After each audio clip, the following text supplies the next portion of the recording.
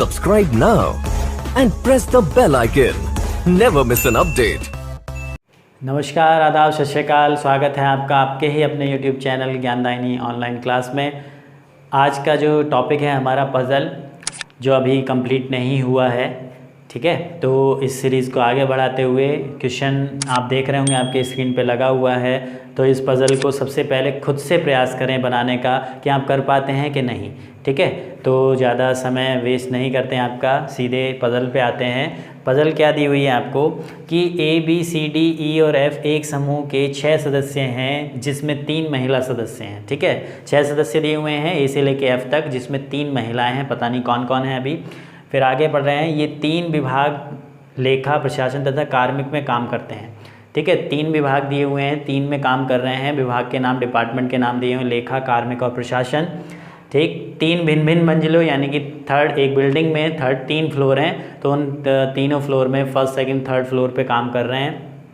आगे कंडीशन क्या दी हुई है, एक ही विभाग में काम करने वाले व्यक्ति एक ही मंजिल पर नहीं है।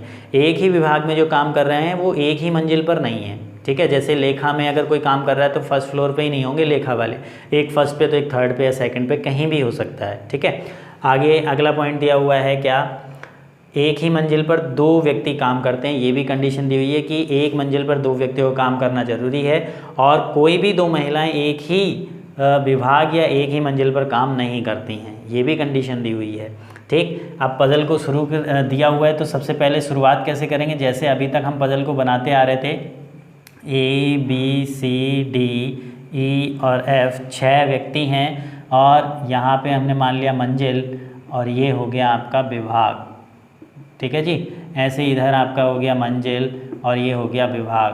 2 जगह क्यों कर रहे हैं हम, इधर हाँ में और इधर ना में, ठीक है। ना को देखते हुए हम हाँ को पूरा कर लेंगे। अभी तक हमने ऐसे ही तो किया है, और अभी तक आप सीख भी गए होंगे किस तरीके से पज़ल है, और मेरे से पहले भी बना ली होगी आपने, ठीक है। अगर जो अच्छे से लगातार वीडियो देख रहा है उसने ज़रूर कर लिया होगा, और जो नहीं देख रहा तो भैया देखनी शुरू कर दो, ठीक है। अभी तक चैनल को सब्सक्राइब नहीं किया तो सब्सक्राइब भी कर लो।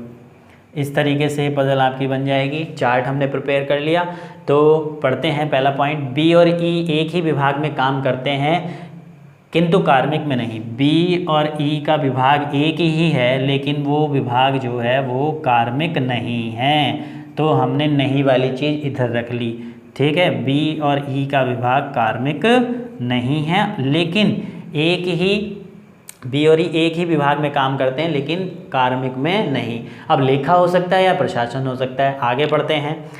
D एक महिला है जो प्रशासन में काम करती है। D एक महिला है, तो यहाँ पे मैंने इसको इंडिकेट कर दिया है माइनस से, प्लस माइनस।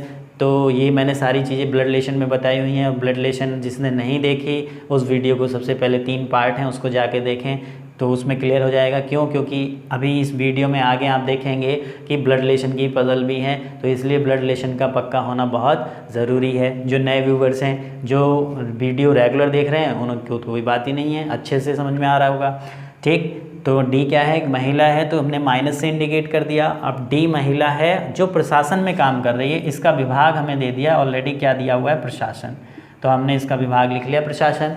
अब आगे बढ़ते हैं। आगे उसने क्या कहा है, द्वितीय मंजिल पे यानी कि सेकंड फ्लोर पे काम नहीं कर रही है। प्रशासन में काम कर रही है महिला है, सेकंड फ्लोर पे काम नहीं कर रही है। आगे देखते हैं आगे क्या दिया हुआ है। आगे दिया हुआ है E और A क्रम से फर्स्ट और थर्ड। E जो है वो फर्स्ट पे काम कर रहा है, और A जो है वो थर्ड फ्लोर पे काम कर रहा है, ठीक है। फर्स्ट और थर्ड, तो इसको हम ऐसे ही लिख लेंगे, फर्स्ट और थर्ड, ठीक। आगे क्या दिया हुआ है, और एक ही विभाग में काम नहीं कर रहे हैं। E और A का विभाग एक नहीं है, हो भी नहीं सकता, क्योंकि E का विभाग तो B के साथ है। E और B एक जैसे ही है ना, उसने स्टार्टिंग में कह दिया, ध्यान से देखो पज़ल को पढ़ के। फिर आगे क्या दिया हुआ है, आगे दिया हुआ है कि E और A एक ही विभाग में काम नहीं करते हैं। एक पुरुष C प्रथम मंजिल पे काम करता है। पुरुष है कौन, सी, तो प्लस का साइन आ गया और फर्स्ट फ्लोर पे कार्य कर रहा है। ठीक है, इतनी बात दी हुई है। अब एक ही फ्लोर पे जो है समान जो जेंडर के नहीं है, तो फर्स्ट पे जब ये पुरुष आ गया तो इसका मतलब ई कौन होगी, महिला होगी।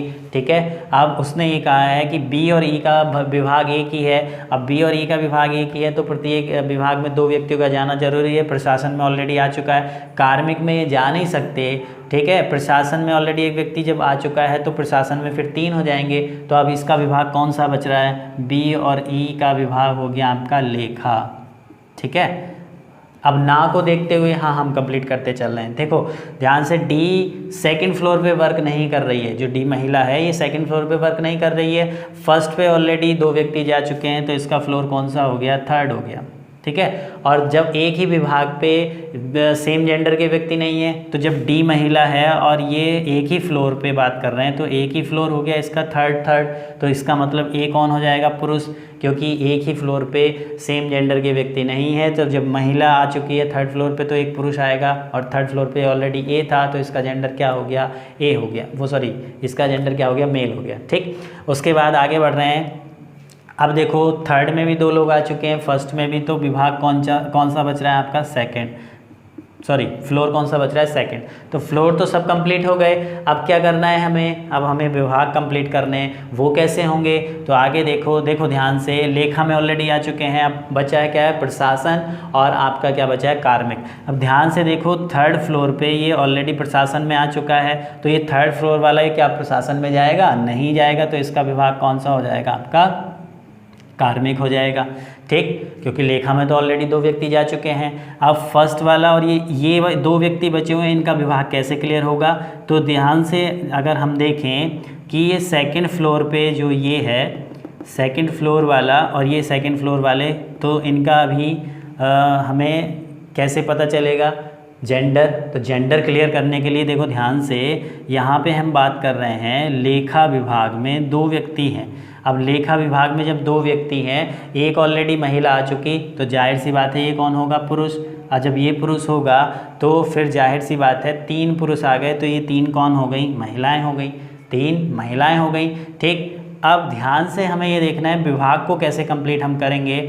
यहाँ पे कार्मिक रखा जाए कि प्रशासन रखा जाए, तो देखो यहाँ देख रहे हैं हम, जो पुरुष है ए और जो सी भी क्या है, पुरुष है। तो 2 पुरुष एक ही विभाग में नहीं हो सकते, तो यहाँ कौन सा विभाग हो जाएगा आपका, कार्मिक। ठीक, अगर मैं यहाँ पे कार्मिक मैंने रखा क्यों, चलो इसको यहाँ से हटा दो, ये चीज़ अभी क्लियर नहीं हो रही होगी। देखो यहाँ कार्मिक या प्रशासन ही आएगा, यहाँ भी कार्मिक या प्रशासन आएगा। बाई चांस इस पॉइंट को ले लो, अगर मैं यहाँ एफ में किसको, प्रशासन को रख दूँ, इसका विभाग किसका रख दिया जाए, एफ का प्रशासन, तो प्रशासन ऑलरेडी डी के पास भी है, डी कौन है, महिला। तो एक ही विभाग में 2 महिलाएं नहीं हैं, तो इसका मतलब यहाँ प्रशासन नहीं आ सकता। तो जब यहाँ प्रशासन नहीं आएगा तो फिर यहाँ कौन सा डिपार्टमेंट आएगा, कार्मिक आएगा, और यहाँ कौन सा आ जाएगा, प्रशासन। तो इस तरीके से ये पजल आपने कंप्लीट कर ली होगी, और मुझे लगता है कि थोड़ी सी प्रॉब्लम भी आई होगी, तो उसके लिए वीडियो आपने रिज्यूम ज़रूर की होगी कि मैंने किस तरीके से किया है। तो जल्दी से हमने ये पजल कंप्लीट कर लिया। पजल कंप्लीट हो गई तो अब क्वेश्चन करने में कुछ नहीं रह जाता। जैसे पहला क्वेश्चन दिया हुआ है, निम्न में से महिलाओं का समूह कौन सा है, तो महिलाओं का समूह DEF, तो ऑप्शन नंबर आपका हो गया सी। निम्न में से कौन सा जोड़ा द्वितीय मंजिल पर काम करता है, सेकंड फ्लोर पे कौन सा जोड़ा है आपका, B और F, तो ये कौन सा ऑप्शन है आपका, ऑप्शन नंबर सी। एफ किस विभाग में कार्य करता है, तो एफ कौन से विभाग में कार्य कर रहा है, कार्मिक में। तो आपके प्रश्न का उत्तर क्या हो गया, ऑप्शन नंबर ए। और लास्ट क्वेश्चन है, निम्नलिखित में से व्यक्तियों का कौन सा जोड़ा प्रशासन में काम करता है, तो प्रशासन में काम करने वाला जोड़ा है CD, तो ऑप्शन हो गया आपका ऑप्शन नंबर बी। तो इस तरीके से सारे सवाल हम अच्छे से कर सकते हैं। ठीक है, पजल उम्मीद कर रहा हूँ कि बहुत अच्छे से क्लियर हुई होगी। ठीक है, और अगर नहीं क्लियर हुई तो वीडियो को एक बार फिर से रिवाइंड करके देखें तो क्लियर हो जाएगी। ठीक, अब बढ़ते हैं नेक्स्ट पजल की ओर। नेक्स्ट पजल क्या है, नेक्स्ट पजल देखते हैं, नेक्स्ट पजल में क्या कहा जा रहा है। नेक्स्ट पजल आपके बोर्ड पे आ चुकी है, तो सबसे पहले वही काम करना है, आपको खुद से प्रयास करके देखना है। ठीक है, नहीं होता है तो फिर आपको वीडियो रिज्यूम करके देखना ही है। नेक्स्ट क्वेश्चन में आपका दिया हुआ है कि 8 मित्र मित्र कौन कौन है? PQRS, TUV तथा W। एक 8 मंजिला इमारत के अलग अलग मंजिलों पर रहते हैं, परंतु आवश्यक नहीं कि इसी क्रम में। इमारत की सबसे निचली मंजिल को क्रमांक 1 दिया गया है, उसके ठीक ऊपर वाली मंजिल को 2, फिर 3, इसी प्रकार से आगे कंटिन्यूस जारी है। तो ठीक है, इस तरीके के क्वेश्चन ये फ्लोर बेस्ड पजल हैं, ठीक है, बैंकिंग में बहुत पूछी जाती हैं। तो इसको कैसे करना होता है आपको, देखो सबसे आसान तरीका और जल्दी से करने का तरीका क्या है कि जल्दी से आप बिल्डर बन जाओ और 8 माले की बिल्डिंग बना दो। 1 2 3 4 5 6 7 नंबरिंग कर दो, 1 2 3 4 5 6 7 8, ठीक है। और कम से कम 2 बिल्डिंग बना के चलो। कितनी बिल्डिंग बना के चलो? 2। वो क्यों? अभी मैं उसका कारण बताऊंगा। 1 2 3 4 5 6 7 नंबरिंग कर दो, 1 2 3 4 5 6 7 8। कम से कम 2 और अधिक से अधिक 3 भी 4 भी बना सकते हैं। उसका कारण क्या है? जिससे हमारा क्वेश्चन अगर कोई पॉइंट गलत हो जाए तो हम उस पजल को वहीं छोड़ दें और जो सही चल रही होगी उस पर वर्क करें। ये करने का तरीका होता है जल्दी से क्वेश्चन को, ठीक है। अब पहला पॉइंट इसने क्या दिया हुआ है? मंजिल संख्या 4 पर रहता है कौन? W जो है मंजिल संख्या 4 पर W रहता है। तो 4th वाली, अभी केवल एक बिल्डिंग की हम बात कर रहे हैं, 4th बिल्डिंग पे कौन रह रहा है? W रह रहा है, ठीक है। आगे उसने कहा है कि W तथा T के बीच में 2 व्यक्ति रहते हैं। तो W और T के बीच में अब भी 2 व्यक्ति हैं, और एक कंडीशन में मैंने W तो ऑलरेडी 4th फ्लोर पे है ही, इस तरीके से मैंने 2 बिल्डिंगों को अलग अलग कर लिया है। पहले इसी बिल्डिंग पे वर्क कर रहे हैं, इसमें कहीं गलती होगी तो फिर इस पे आएंगे। अभी पता चलेगा कैसे, क्योंकि इन क्वेश्चनों को आंसर आपका दिया होगा। मैं पहले से कहते आ रहा हूँ कि जिस भी आप प्रैक्टिस सेट में देखें या कहीं पे भी बुक में देखें, आंसर दिया होगा, लेकिन फिर भी नहीं कर पाते हम, ठीक। तो कैसे करेंगे इसको वो ध्यान से देखना है, करने का ही तरीका समझना होता है पजल को, ठीक। तो W ये हो गया, T ये हो गया। अगर अभी तक चैनल को सब्सक्राइब नहीं किया तो प्लीज़ सब्सक्राइब जरूर कर लें, क्योंकि सारा कंटेंट आपको मिल रहा है, बहुत अच्छे से मिल रहा है। कहीं जाने की ज़रूरत नहीं है आपको ऑफलाइन में। अभी फ़िलहाल सितंबर में भी नहीं खुल पाएंगे कोचिंग, तो इसलिए यहीं पे कंसंट्रेट करके पढ़ते रहें।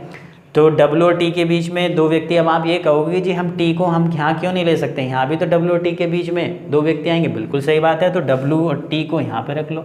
अब भी इधर की तरफ देखो तो W और T के बीच में 2 व्यक्ति हैं, और इधर भी देखो तो W और T के बीच में 2 व्यक्ति हैं, ठीक। अब जोन सी सही होगी उस पर हम वर्क करेंगे, जो गलत हो जाएगी उसको काट देंगे, ठीक है। इसलिए हमने ये यहाँ पे करके देखा, ठीक। अभी इसकी भी ज़रूरत पड़ेगी आगे, देखो कैसे। आगे उसने दिया हुआ है क्या कि Q के ठीक ऊपर किसी सम संख्या मंजिल पे S रहता है, Q के ठीक ऊपर रहता है। तो अभी हमारे पास W और T हैं, तो पजल में पढ़ के ये देखो कहीं पे क्वेश्चन जो है कहीं पे कोई पॉइंट दिया हुआ है किससे रिलेटेड, T या W से। तो हम आगे पढ़ रहे हैं T के ठीक ऊपर B रहता है, ये क्लियर दे दिया कि T के ठीक ऊपर कौन रहता है? B। तो यहाँ पे T के ठीक ऊपर कौन आ गया? V आ गया। और इस वाली कंडीशन में देखा जाए तो T के ठीक ऊपर V यहाँ पे आ जाएगा। क्लियर है? T के ठीक ऊपर B रहता है, P के ऊपर रहने वाले व्यक्तियों की संख्या R के नीचे रहने वाले व्यक्तियों की संख्या की आधी है। इतनी पजल दी हुई है। अब इसे कैसे कर पाओगे कंप्लीट? तो देखो कंप्लीट होगी कैसे होगी। अब एक पॉइंट हमने छोड़ा था क्या कि Q के ठीक ऊपर किसी सम संख्या मंजिल पे S रहता है। Q के ठीक ऊपर अगर मैं सम संख्या पे रह रहा है कौन? S। तो सम संख्या हमारी इस पजल में देख के बताओ, इधर वाली में, इस बिल्डिंग में इधर वाली में सम संख्या क्या बची हुई है? 6 और 8 बची हुई है। 6 और 8 ही तो बची हुई है इधर वाली पजल की अगर मैं बात करूं। तो मान लिया हमने एक कंडीशन में क्या मान लिया, एक कंडीशन में हमने ये मान लिया Q, और Q के ठीक ऊपर S रह रहा है सम संख्या वाली मंजिल पे। अब आप कहोगे कि Q को यहाँ क्यों नहीं माना? बिल्कुल सही बात है, तो आप इस बिल्डिंग पे आ जाओ, इसकी ज़रूरत हमें पड़ेगी। सेम जो अभी तक आ गया उसको लिख लो। ये आ गया था T आ गया था, ये V आ गया था, और ये आपका W आ गया था 4थे फ्लोर पे, ठीक। हमने Q को 5वें पे माना, तो अब Q को हम क्या कर रहे हैं? एक बार 7वें पे मान के चल रहे हैं। क्यों कर रहे हैं ऐसा? कि बाई चांस अगर ये लास्ट में जाके गलत हो गया तो फिर हमारा समय बच जाएगा। समय ही तो बचाना होता है कंपटीशन एग्जाम में। तो Q ये हो गया, और Q के ऊपर सम संख्या वाली मंजिल पे कौन हो गया? S। अगर मैं इधर की बात करूं, ये तो इधर वाली बात हो गई, इधर वाली भी तो कंडीशन सही चल रही थी। तो यहाँ पे सम संख्या क्या बची हुई है? एक तो 6 बची हुई है और एक 2 बची हुई है। ठीक है। तो सेम इसकी इमेज इधर ले लो, ये आपका B आ चुका है, एक आपका T आ चुका है और ये आपका W आ चुका है चौथे फ्लोर पे, ठीक। तो एक कंडीशन पे मैंने यहाँ पे माना आपका Q, और Q के ऊपर सम संख्या मंजिल पे कौन रह रहा है, S।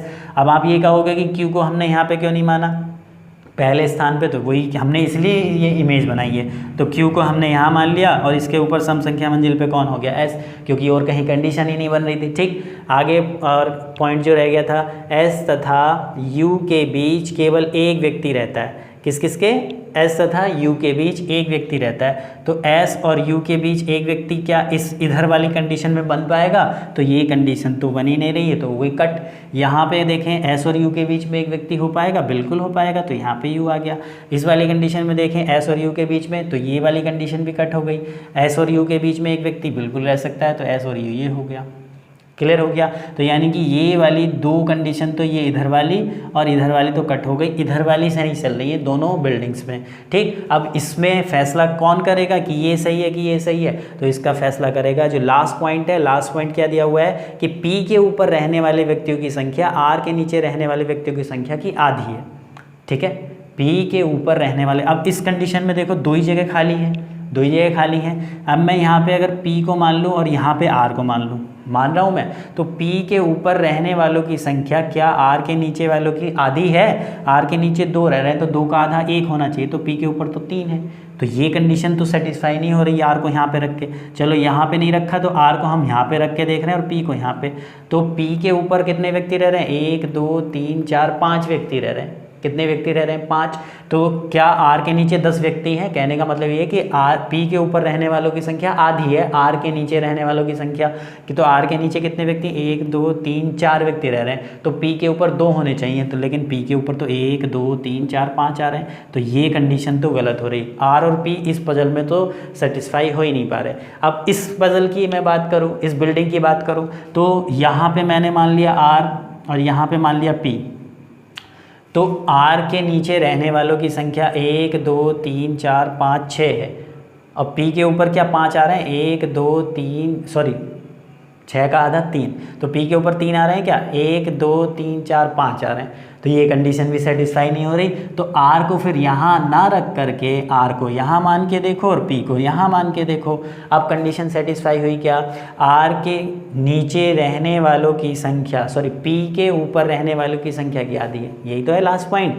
लास्ट पॉइंट में ये कहा है कि P के ऊपर रहने वाले व्यक्तियों की संख्या आधी है R के नीचे रहने वाले। तो R के नीचे कितने व्यक्ति रह रहे हैं, 2। तो इसका मतलब P के ऊपर एक व्यक्ति, आधा 2 का आधा क्या होता है, 1 ही तो होता है, तो P के ऊपर एक ही व्यक्ति। तो ये वाली कंडीशन हमारी सही बन रही है। बाकी अब देखो, अगर मैं इस कंडीशन को नहीं लेता या इस कंडीशन को ही मान के चलता, तो हमारा लास्ट में अगर इस कंडीशन को लेके चलता तो गलत हो जाता, फिर दोबारा बनानी पड़ती।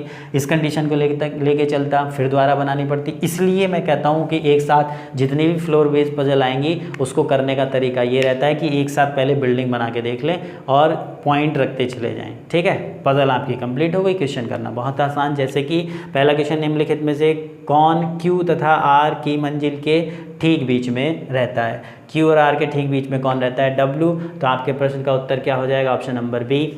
अगला क्वेश्चन दिया हुआ है कि निम्नलिखित में से कौन मंजिल संख्या 3 पर रहता है। तो मंजिल संख्या 3 पर कौन हो गया, R। तो आपके प्रश्न का उत्तर हो गया ऑप्शन नंबर ए। अगला प्रश्न है, दी गई व्यवस्था के अनुसार निम्नलिखित में से कौन सा कथन S के संबंध में सत्य है। S के रेस्पेक्ट में बताना है कौन सा सही है। पहला ऑप्शन क्या दिया हुआ है जी, पहला ऑप्शन दिया हुआ है S की मंजिल के ऊपर केवल 3 व्यक्ति रहते हैं, बिल्कुल गलत है। अगला है P की मंजिल के ऊपर किसी मंजिल पर S रहता है, ये भी गलत है क्योंकि S तो नीचे रह रहा है P से। अगला है S तथा B की मंजिल के बीच में केवल 4 व्यक्ति रहते हैं। किसने, S और B की मंजिल के बीच में 4 व्यक्ति। तो S और B के बीच में कितने व्यक्ति आ रहे हैं, 1 2 3, ये भी गलत हो गया। अगला, मंजिल संख्या 6 पर S रहता है, ये बात बिल्कुल सही है, ऑप्शन नंबर डी। अगला सवाल है, दी गई व्यवस्था के अनुसार निम्नलिखित 5 में से 4 किसी प्रकार समान है, तो इसलिए समूह बनता है। कौन सा उस समूह में नहीं आता। पहला ऑप्शन है आपका US, दूसरा ऑप्शन आपका दिया हुआ है SW, तीसरा ऑप्शन आपका दिया हुआ है QT, ठीक है, और अगला ऑप्शन आपका दिया हुआ है WV, और लास्ट ऑप्शन दिया हुआ है आपका P और Q। तो इसमें आपको बताना है चार एक जैसे एक समूह बना रहे हैं, जैसा कि हमने लास्ट वीडियो में भी इस टाइप का क्वेश्चन देखा था। इस टाइप का क्वेश्चन बैंकिंग में बहुत पूछा जाता है। तो अब क्या करना है इसमें, देखो U और S, U कहाँ है हमारा, ये है, और S कहाँ है, ये, यानी कि U और S के बीच में एक व्यक्ति है। S और W की बात करें, S और W के बीच में भी एक व्यक्ति है, तो इन दोनों का तो ग्रुप एक जैसा बन रहा है। आगे Q और T, Q और T की बात करूं तो Q और T के बीच में 3 व्यक्ति हैं, तो यही ग्रुप से अलग हो गया। लेकिन इन दोनों को भी तो चेक करना है, क्या ये इन दोनों के ग्रुप के हैं। W और B के बीच में भी एक व्यक्ति है, इनके ग्रुप का ही है। P और Q के बीच में भी एक व्यक्ति है, तो इनके ही ग्रुप का है। तो चारों का ग्रुप एक जैसा है, इसका अलग है Q और T। तो आपके प्रश्न का उत्तर हो गया ऑप्शन नंबर सी। ठीक है, लास्ट क्वेश्चन क्या दिया हुआ है, बहुत आसान है क्वेश्चन, बहुत आसान है पजल, एक बार बस करने आ जाए आपको। अगला दिया हुआ है कि दी गई व्यवस्था के यदि P तथा W आपस में अपना स्थान परिवर्तित कर लें तथा इसी प्रकार R और T, P और W यानी कि यहाँ पे आपका आ गया W और यहाँ पे आपका आ गया P, और इसी प्रकार से कौन कौन चेंज कर रहे हैं, इसी प्रकार से आपका चेंज कर लें कौन, R व T, तो R के स्थान पे T और T के स्थान पे R। इस तरीके से इन्होंने अपना स्थान बदल लिया है। तो फिर क्या पूछा है, तो नई व्यवस्था के अनुसार Q तथा T की मंजिलों के बीच कौन रहेगा, Q और T के बीच कौन रहेगा, P रहेगा। तो आपके प्रश्न का उत्तर हो गया ऑप्शन नंबर E, केवल P। इस तरीके से सारे क्वेश्चन कर लेंगे। ठीक है, तो समझ में आया होगा, बहुत अच्छे से क्लियर हुआ होगा। तो बढ़ते हैं नेक्स्ट पजल की ओर, जो पजल आपकी ब्लड रिलेशन से संबंधित है। तो ब्लड रिलेशन से संबंधित है तो उसके लिए ब्लड रिलेशन का अच्छा होना बहुत ज़रूरी है। ठीक है जी, अगली पजल आपके बोर्ड पे आ चुकी है, तो देखते हैं। ब्लड रिलेशन से रिलेटेड पजल है ये। 7 सदस्यों का एक परिवार है, ABCDEFG। सातों के व्यवसाय अलग अलग हैं। ये व्यवसाय हैं लेखक, वकील, शिक्षक, मैनेजर, डॉक्टर और इंजीनियर तथा क्लर्क। ठीक है, 7 व्यक्तियों का परिवार है, सातों के व्यवसाय अलग अलग दिए हुए हैं। 2 विवाहित जोड़े हैं, 2 इसमें क्या हैं, विवाहित जोड़े हैं। पहला पॉइंट है A तथा F का व्यवसाय क्रम से लेखक तथा डॉक्टर है। D B का पिता है तथा G का दादा। यहाँ से इस पजल को उठाएंगे। ठीक है, यहाँ क्लियर बात दे दी कि D B का पिता, D जो है वो पिता है किसका, B का, और D B का पिता तथा G का दादा है, G का दादा। तो इसका मतलब B G का पिता हो जाएगा। पिता का पिता कौन होता है, दादा होता है। D B का पिता है तथा G का दादा है, और एक इंजीनियर है। ये जो D है ये कौन है आपका, इंजीनियर। तो इसलिए हमने यहाँ पे लिख लिया इंजीनियर। दादा है तो प्लस से शो करेंगे। अब ये प्लस माइनस ये सारी चीज़ें मैंने ब्लड रिलेशन में आपकी बताई हुई हैं, प्लेलिस्ट में जाके आप देख सकते हैं। आगे अगला देख रहे हैं हम। अगला पॉइंट है, कोई भी महिला ना तो इंजीनियर है ना ही वकील है। नेक्स्ट पॉइंट है, डॉक्टर की शादी। अब देखो पजल कैसे बनती है, पजल का वही चीज़ है कि जैसे आपकी चेन होती है, कड़ियों से मिलके बनती है, वैसे ही अब देखो डी बी और जी आ गए। डी बी जी से रिलेटेड कोई पॉइंट दिया हुआ है क्या, जी जो कि क्लर्क है, ई का पोता है, ये पॉइंट दिया हुआ है। तो जी पोता है किसका, ई का, और ये डी का भी पोता है। तो इसका मतलब डी और ई आपस में कौन होंगे, पति पत्नी होंगे। जब दोनों पति पत्नी होंगे तभी तो ये इन दोनों का पोता कहलाएगा, कौन, जी। तो पोता है तो यहाँ पर प्लस आ गया। जी जो कि क्लर्क है, ई का पोता है, तो ये कौन हो गया आपका क्लर्क। ये कौन हो गया आपका क्लर्क, कौन, जी, क्योंकि क्वेश्चन में कहा गया है। आगे डॉक्टर की शादी बी से हुई है जो कि एक वकील है। बी से शादी हुई है किसकी, डॉक्टर की। यहाँ पे जो भी है ये कौन है आपका, डॉक्टर। डॉक्टर की शादी बी से हुई है जो कि वकील है। वकील मतलब बी कौन है, वकील है। और ई के बारे में जो पॉइंट था हमने छोड़ दिया था कि ई का पोता है, जी जो कि क्लर्क है, ई का पोता है। इसका भी हमें ऑक्यूपेशन नहीं पता, यानी कि इसका व्यवसाय क्या है। आगे ई एक शिक्षक है जो कि ए की माँ है, यहाँ क्लियर दे दिया। ई जो है ये शिक्षक है, कौन है, शिक्षक, और माँ किसकी है, ए की। तो ये ई जो है इस बी की भी तो माँ है, इस बी की भी माँ है और ए की भी माँ है, यानी कि इन दोनों के एक संतान और है। वो कौन है, एक संतान जो है ए और है। तो इधर को हम इसको यहाँ पे शो कर लेंगे। यहाँ जो भी आएगा वो डॉक्टर होगा। इन दोनों की एक संतान और है, वो है ए। ठीक है, कह दिया उसने ई एक शिक्षक है जो ए की माँ है तथा सी ए की बहन है। सी जो है वो बहन है किसकी, ए की, तो सी बहन हो गई किसकी, ए की। अब यहाँ व्यवसाय कैसे कंप्लीट होंगे, तो देखो ध्यान से, ए आ गया, बी आ गया, सी आ गया, डी आ गया, ई आ गया, बचा क्या, एफ। तो यहाँ जो ये डॉक्टर बचा हुआ है ये कौन होगा, एफ। ये कौन होगी, महिला, क्योंकि ये दोनों पति पत्नी हैं। परिवार में दो विवाहित जोड़े आ गए, क्योंकि उसने कहा था क्वेश्चन में कि दो विवाहित जोड़े हैं, तो दो विवाहित जोड़े हैं। ठीक, ये दोनों आपस में कौन हुए, पति पत्नी। डी और ई पति पत्नी हैं, इनकी 3 संतान हैं, कौन कौन, बी, ए और सी। बी, ए और सी, ठीक है, ये इसकी वाइफ है। ठीक, ए का जेंडर हमें नहीं पता। अब यहाँ पे इंजीनियर आ चुका है, शिक्षक आ चुका है, वकील, डॉक्टर, क्लर्क आ चुके हैं, 2 चीज़ बची हुई हैं, तो वो कैसे क्लियर होंगी।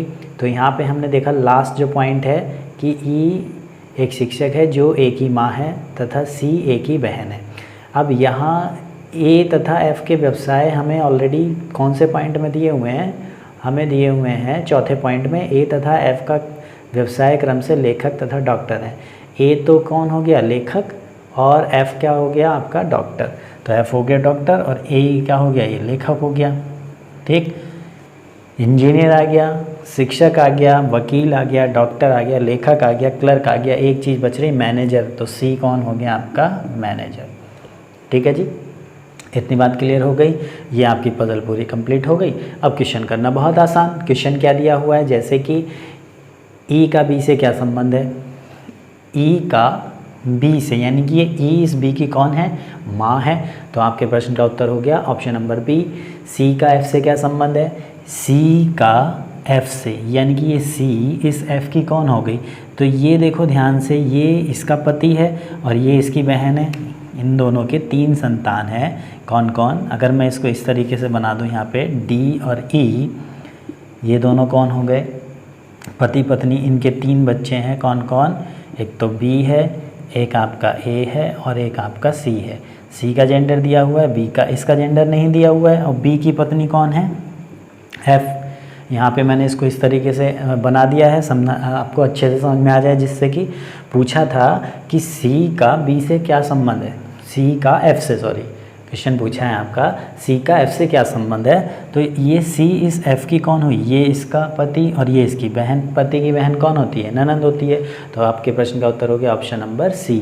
और अगर इंग्लिश में बात करें तो यहाँ पे आपका इंग्लिश में ऑप्शन दिया होगा सिस्टर इन लॉ, तो आपके प्रश्न का उत्तर हो जाएगा सिस्टर इन लॉ। ठीक है, अगला प्रश्न है बी का ए से क्या संबंध है। बी का ए से, यानी कि ये बी इस ए की कौन है, इस बी ए का जो है ये भाई है। यहाँ पे देखो बी ए का क्या है, भाई। अगर क्वेश्चन में ये पूछा होता कि ए का बी से क्या संबंध है, तो ज्ञात नहीं कर सकते, क्यों, क्योंकि ए का जेंडर दिया हुआ नहीं है। और लास्ट सवाल है सी का व्यवसाय क्या है, तो सी का व्यवसाय मैनेजर। तो आपके प्रश्न का उत्तर हो गया ऑप्शन नंबर डी। ठीक है, उम्मीद कर रहा हूँ कि आपको बहुत अच्छे से क्लियर हुआ होगा। ठीक, अब बढ़ते हैं अगली पज़ल की ओर। वो भी सेम ऐसे ही, ब्लड रिलेशन की पज़ल है। अगर ये समझ में आ गया तो वो आप आसानी से कर सकते हैं। ठीक है जी, नेक्स्ट पज़ल आपकी बोर्ड पे लग चुकी है, तो उसको देखते हैं वो क्या है। पहले खुद से प्रयास करें स्क्रीनशॉट लेके, और नहीं होता तो फिर आप वीडियो को रिज्यूम करें, और मुझे पूरी उम्मीद है कि आप आसानी से कर लेंगे। ठीक है, देखते हैं क्या है। A B C D E और एफ 6 व्यक्तियों का एक परिवार है जिनके पेशे अलग अलग हैं। ये पेशे क्या क्या हैं, वो है इंजीनियर, डॉक्टर, अध्यापक, सेल्समैन, मैनेजर तथा वकील। ठीक है, 6 व्यक्तियों का परिवार में 2 विवाहित युगल हैं, जैसे कि पिछले क्वेश्चन में थे, पिछली पजल में भी 2 विवाहित युगल थे। मैनेजर एफ का दादा है जो कि एक इंजीनियर है। एक मैनेजर है, कोई भी हो सकता है वो। मैनेजर जो है वो दादा है किसका, एफ का, यानी कि एफ के पिता का पिता। दादा कौन होता है, पिता का पिता। ठीक, मैनेजर एफ का दादा है जो कि एक इंजीनियर है। जो मतलब एफ कौन है, एक इंजीनियर है। तो ये मैंने शॉर्ट फॉर्म में लिख दिया है, पूरा लिखने की ज़रूरत नहीं है। जितना कम से कम आप लिखेंगे क्वेश्चन को करने में, समय बचाना है, क्योंकि समय का ही खेल है कंपटीशन समय का ही खेल है, जो कम समय में ज़्यादा क्वेश्चन कर ले। अगला पॉइंट क्या है, अब देखो मैंने जैसे कि अभी पिछली पजल में आपको बताया कि लिंक हमें ढूंढना होता है। मैनेजर आ गया और इंजीनियर और एफ, ठीक है, एफ ही इंजीनियर है, तो इनसे रिलेटेड कोई पॉइंट दिया हुआ है क्या? तो ध्यान से देखो, F से रिलेटेड एक पॉइंट दिया हुआ है, लास्ट वाला पॉइंट क्या दिया हुआ है कि B माँ है E और F की, जो कि एक अध्यापक है। B जो है वो माँ है किस किस की? F की और E की। तो यानी कि ये दोनों B की संतान, ये एक पति पत्नी का पेयर यहाँ पे आ गया इनके, यानी कि F के मम्मी पापा का, और एक दादा दादी का पेयर आ जाएगा किसके? F के। तो परिवार में 2 विवाहित जोड़े हो गए, ठीक। B जो है वो माँ है F और E की, तो F और E का जेंडर क्लियर नहीं, लेकिन B का जेंडर क्लियर है। क्यों? क्योंकि B उसने कह दिया क्या? माँ है। तो माँ है तो जाहिर सी बात है कौन होगी? फीमेल। तो हमने इसको माइनस से शो कर लिया, ठीक।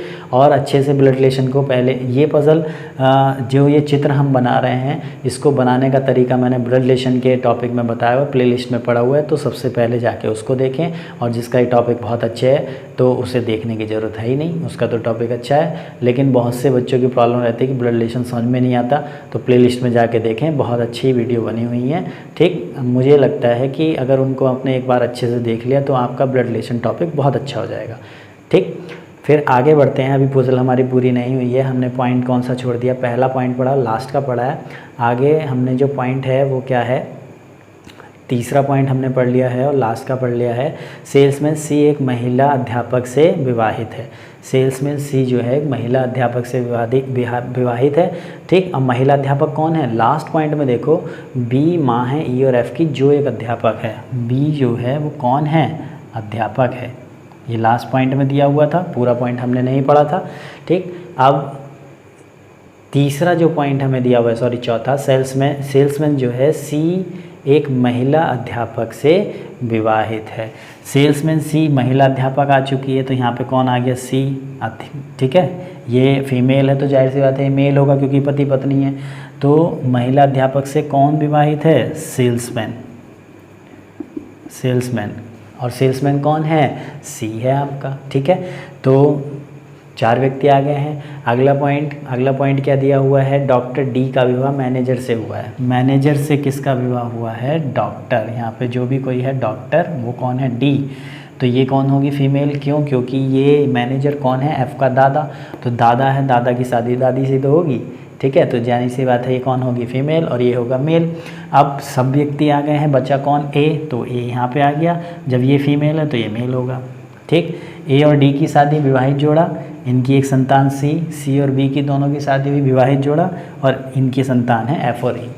इनका जेंडर क्लियर नहीं है। अब जेंडर क्लियर नहीं है लेकिन प्रोफेशन क्लियर हो सकते हैं। कैसे? सेल्समैन आ गया, मैनेजर आ गया, डॉक्टर आ गया, अध्यापक आ गया, इंजीनियर आ गया। बचा हुआ क्या है?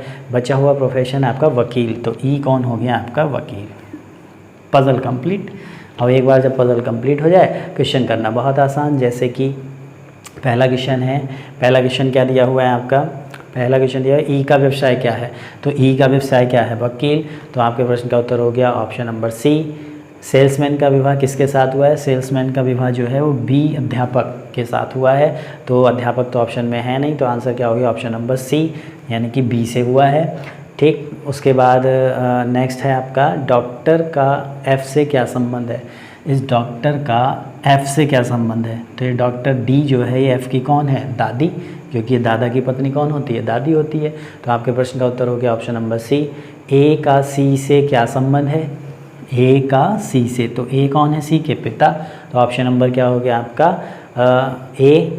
और लास्ट क्वेश्चन है आपका, कौन कौन से विवाहित युगल हैं? विवाहित युगल कौन कौन से? ए डी और बी सी।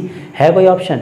ए डी बी सी पहला ही ऑप्शन है, तो आपके प्रश्न का उत्तर हो गया फर्स्ट, ठीक है। समझ में आया? ठीक, बहुत अच्छे से क्लियर हुआ होगा। अब बढ़ते हैं नेक्स्ट पजल की ओर। नेक्स्ट पजल क्या कहती है?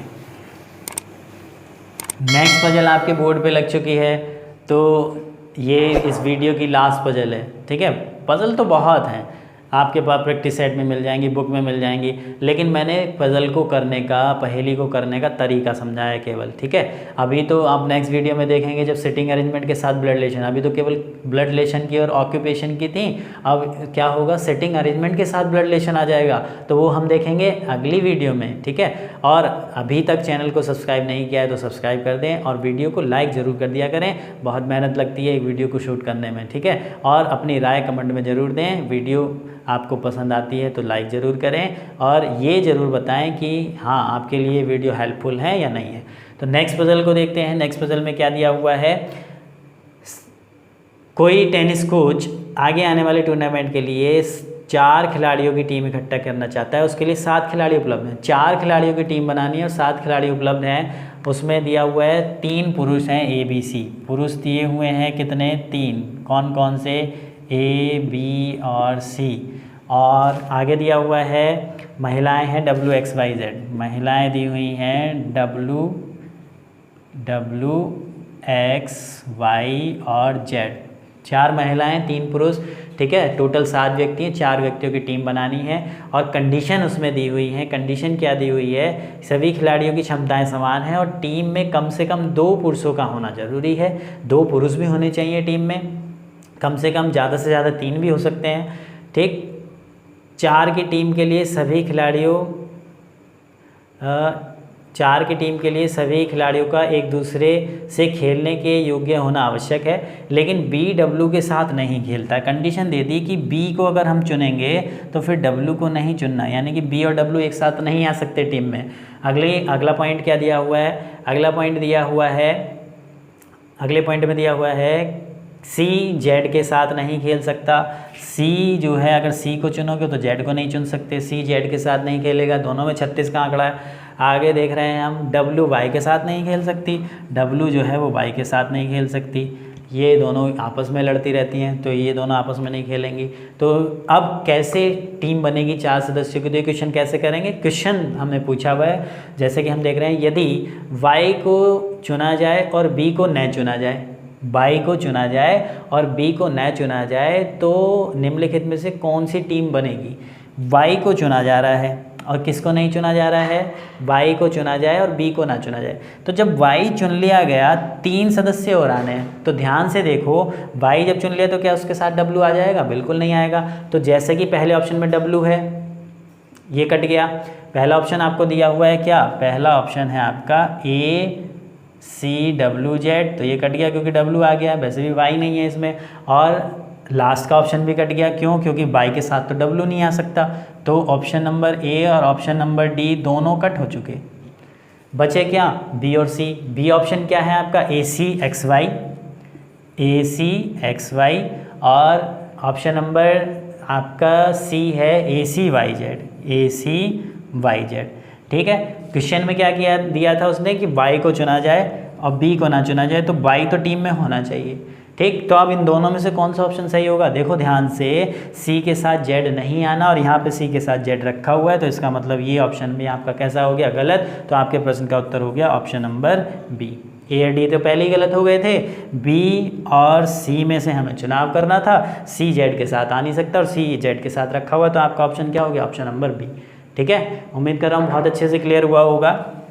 अगला सवाल देखते हैं। अगले सवाल में क्या पूछा है कि यदि बी को चुना जाए और वाई को ना चुना जाए। अब बी को लेना है हमें और वाई को नहीं लेना, तो कौन सा ऑप्शन सही हो सकता है। पहला है ABCW, तो बी के साथ डब्ल्यू तो आना ही नहीं है, पहला ऑप्शन तो कट गया क्योंकि बी का होना जरूरी है। अगला ऑप्शन क्या है, अगला ऑप्शन है आपका ABCZ। उसके बाद है अगला ऑप्शन ABCX, ये ऑप्शन नंबर सी है आपका। और ऑप्शन नंबर डी है AWBZ।